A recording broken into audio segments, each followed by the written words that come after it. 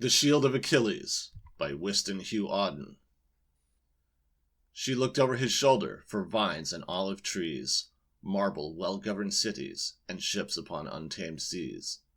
But there on the shining metal, his hands had put instead an artificial wilderness and a sky like lead. A plain without a feature, bare and brown, no blade of grass, no sign of neighborhood, nothing to eat and nowhere to sit down. Yet, congregated on its blankness, stood an unintelligible multitude. A million eyes, a million boots in line, without expression, waiting for a sign. Out of the air, a voice without a face, proved by statistics that some cause was just, in tones as dry and level as the place. No one was cheered, and nothing was discussed. Column by column in a cloud of dust, they marched away, enduring a belief whose logic brought them somewhere else to grief. She looked over his shoulder for ritual pieties, white flower garlanded heifers, libation and sacrifice.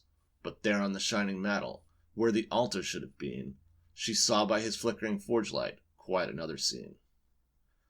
Barbed wire enclosed an arbitrary spot where board officials lounged, one cracked a joke, and sentries sweated for the day was hot.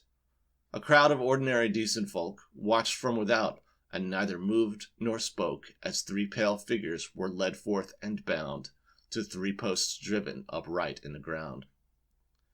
The mass and majesty of this world, all that carries weight and always weighs the same, lay in the hands of others.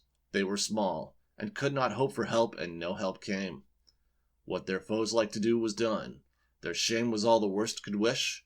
They lost their pride, and died as men before their bodies died. She looked over his shoulder for athletes at their games, men and women in a dance, moving their sweet limbs, quick to music.